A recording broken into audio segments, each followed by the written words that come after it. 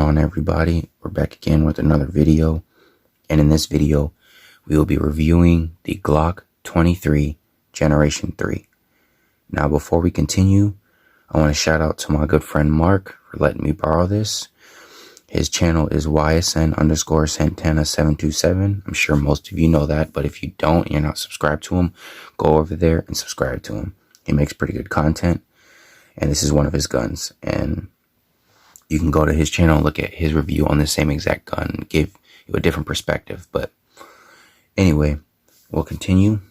Now, first off, the Glock 23 is a Glock, which is going to be polymer framed striker fired pistol that is chambered in .40 Smith & Wesson. It's compact, which is the size. So it's around the size. It's the same size as a Glock 19. It's similar size to a couple different pistols, but it's like a medium size pistol, so that gives you the size reference or whatever. But let's go over the features on this gun. That's the first thing we'll do. First thing we'll make clear. All right, so the features, right? The features are simple mag release button, standard on the side of the gun. You got a slide stop lever, which is a typical Glock one. It's not extended. You got finger grooves, obviously, like the Gen 3s typically have. And the capacity in the flush fit mags, 13 plus 1. As you can see, he color filled the numbers, which looks dope. You can actually read the numbers and stuff. So that's essentially all the features. Now, I will say, this gun itself, when Mark got it, it is a standard Generation 3, but the person that, because he bought it used, and in fact it's in pretty good condition for being a used Glock. The guy changed a few things, right? So he added an extended mag release. As you can see, that's not a typical Gen 3. Gen 3 is going to be smaller. He also added an extended, as you can see, I'll show you, extended slide lock lever, or the takedown tabs. Right here you see it sticking out the frame a little bit more than usual. And I think that's as far as the changes go on this. This frame and the size of the gun in general is the same size as the 9mm counterpart, which is going to be a Glock 19. So literally, there's only a few different changes. The changes are barrel. Essentially, the barrel is more open. I believe the size is the same exact as a 9mm. It's just the bore, the end of it is more, I guess the way I can explain it is hollowed out. So it has a larger bore, put it that way.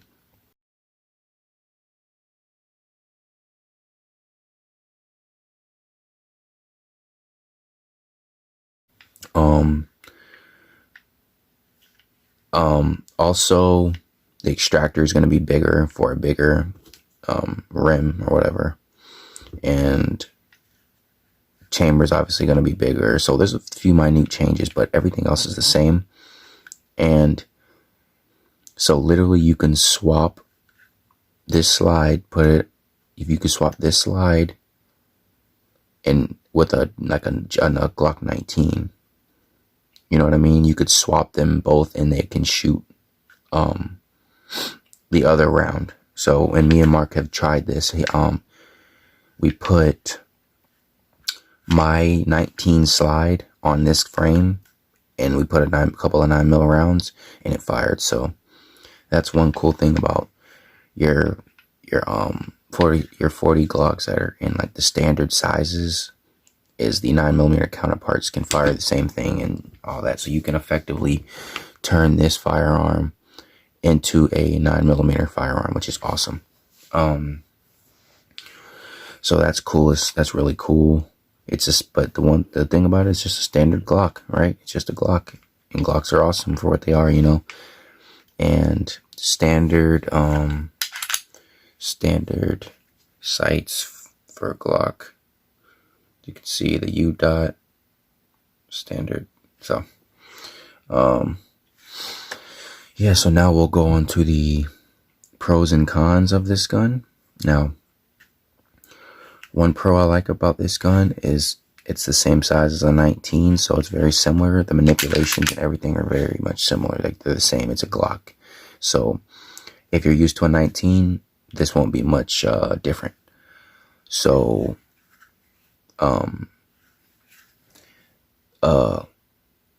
the next pro that I like about this firearm specifically is the finish. Now, the finish on this Glock is not a typical Gen 3 finish that you're seeing nowadays. Honestly, we're probably going to end up contacting Glock and seeing how old this gun, or when this was manufactured, because my Glock 22, which I will be doing a review on, has the same exact finish. And I looked at I checked the manufacturer date, and it was in 2008. So you don't see these finishes anymore. So I'm pretty sure this gun probably is around there, but I could be wrong. Let me know in the comments below if they make this finish like a lot, because I've only seen it in 2 guns, and one of them is a police trade-in that I've bought. So, but I like the finish. Now, there's some downside to the finish, is it's really slick, but it's very scratch resistant. Like, it's extremely tough. Like, every time both finishes I've seen on this gun have no scratches, but when you go to the typical finishes that you're seeing nowadays, you can easily scratch them up, which is not a problem for me, but you know, it's always cool to not get scratches on your gun. So this is just your base Glock. There's nothing, you know, really special about it, other than the fact that, you know, it's extremely reliable like Glocks are, and that's all you can really ask for. Trigger is a typical Glock trigger. You see his take up. It's the wall, and it breaks. This trigger is pretty nice. You know, as far as the wear and tear, or the wear on this gun for being a used firearm, not much. I mean, obviously it has a Glock smile on it that's pretty pronounced. So it's been shot. I don't know. I'm not really best at judging the round count on the gun, but this thing probably was fired before Mark got it. Maybe, I don't know. It's maybe close to 1,000 rounds, maybe. But I could be wrong. If you can tell better than me, but I know that looks like it could be possibly around 1,000 or more. I don't know, but it's still in great condition for a used firearm. That's just the whole point I'm getting at. And buying a used Glock is not a bad idea, especially if it saves you money. So, yeah, I guess that's it for the good things to say. Everybody knows what Glocks are, and it's a standard Glock. So, the downsides to this firearm is simply it's pretty snappy. That's the big downside, is it's snappy. So if you're very recoil sensitive, this is not the best gun for you. Now, while it's not like anything crazy that you can't control, it's very noticeable, and you know that could be a turnoff to somebody. So that's one big downside. Another downside, it's not a down. It's more of a.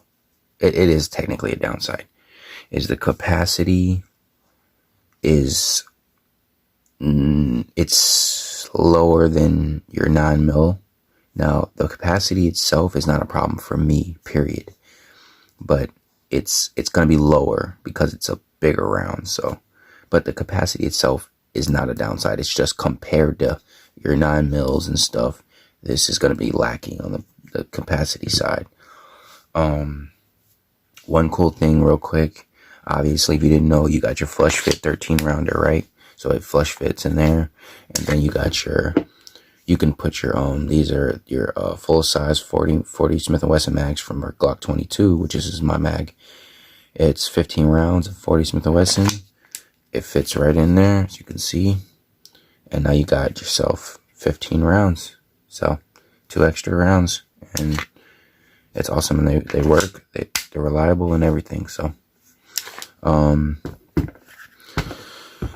Another downside that I would say about this gun is, at least I would say with 40 Glocks in general, I've noticed that the mag spring pressure tends to be extremely strong. Like the springs are like, it's not the easiest to load these things when it gets to a certain point.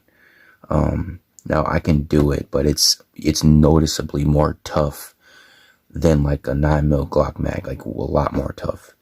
And that's the one thing I noticed I wasn't a big fan of. And I'm pretty sure shooting these mags, will loosen it up a little bit. But overall, I've noticed that. So that's a downside in my opinion. I don't know if all 40 guns are that way, or if all 40 Smith & Wesson Glocks are that way. If you know, let me know in the comments. Sorry about that. Let me know in the comments below. But I would say, is there any other downsides that I can see? Oh yeah, of course. I think this is the last downside, is 40 Smith & Wesson, the lifespan of these aren't going to be as long as something like 9mm. But I know we're kind of sitting here kind of comparing it a little bit to 9mm, but that's kind of like a bench standard, a standard 9mm. So these things are not going to have as long of a lifespan.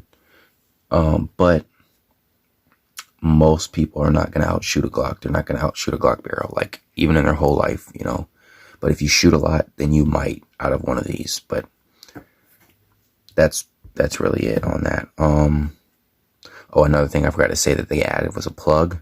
I just realized that they added a little plug in for the area that's like hollowed out. But anyway, this thing's a typical Glock, and it works. I would not have a problem with having this as a carry gun and or home defense at all. The capacity is it's good for me. The size of the gun, the way it shoots, is fine with me. And that's all you can really ask for. So this is nice. If you're a fan of the 40 Smith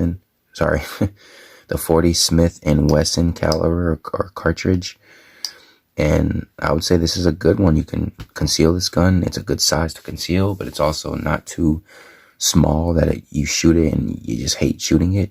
This thing's awesome to shoot. And it's a nice gun. It's a nice gun. Mark did good buying this gun and got it at the price that he did. I think he got it for like what 4 something maybe, or I don't know. It's around there, like maybe close to $500. So this thing was pretty good buy. And no problems with it. Reliable like always. And yeah, this thing's awesome, and I would recommend it if you're a fan of the 40 Smith & Wesson. So that's all I really can say about it.